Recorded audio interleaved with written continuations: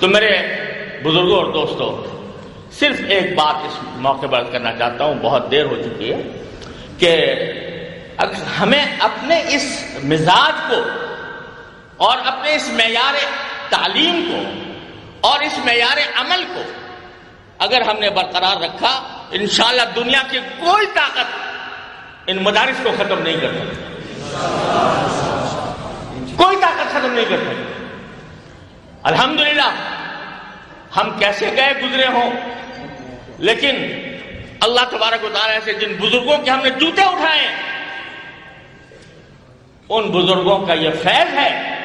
کہ اللہ تعالیٰ کے فضل و کرم سے حق کے بارے میں کبھی کوئی مفاہمت نہیں ہو سکتی، کبھی کوئی مفاہمت نہیں ہو سکتی۔ اور میں نے ایک جملہ پہلے کہا تھا، آج پھر دہراتا ہوں، ہم دشمن کسی کے نہیں ہیں، ہم دشمن کسی کے نہیں ہیں، اور نہ ہم مداہن ہیں، نہ کسی کی دشمنی ہے اور نہ مداہنت ہے۔ ہمارے سامنے اگر کوئی شخص حق لے کر آتا ہے تو ہم اس کی تائید کرنے کو تیار ہیں، لیکن اگر کوئی شخص ہمیں باطل پر چلنے پر مجبور کرے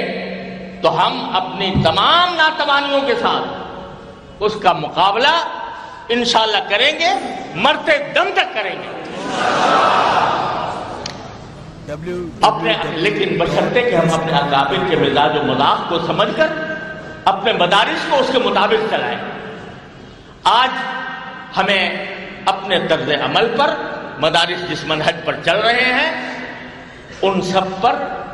خود تنقیدی کی نگاہ سے دیکھنا چاہیے، آیا ہم ان اکابر کا جن کا ہم نام لیوا ہیں، ان کے طریقے پر چل رہے ہیں یا نہیں چل رہے ہیں، اتباع سنت کا اہتمام ہے یا نہیں ہے، مدارس میں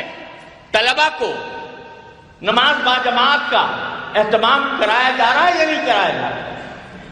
ان کو جھوٹ سے، غیبت سے، گناہوں سے، بد نظری سے، موبائل کے غلط استعمال سے ان کو روکا جا رہا ہے یا نہیں روکا جا رہا ہے۔ یہ چیزیں ہمارے لیے سب سے زیادہ اہم، اگر ہم یہ کام کر لیں گے تو انشاءاللہ ہمیں کسی کی پرواہ نہیں ہے، کوئی ہمیں رجعت پسند کہے، کوئی ہمیں دقیانوسی کہے، کوئی ہمیں یہ کہے کہ ان کو دنیا کی خبر نہیں ہے، یہ سارے تانے، سارے اعتراضات ہمارے گلے کا ہار ہیں، ہمیں سب منظور ہے، لیکن جو منظور نہیں ہے وہ نبی کریم سرور دو عالم صلی اللہ علیہ وسلم کی سنت کے اوپر ایک آنچ آنا ہمیں منظور نہیں کہ محمد سے وفا تم نے تو ہم تیرے ہیں، یہ جہاں چیز ہے کیا لوح و قلم تیرے ہیں۔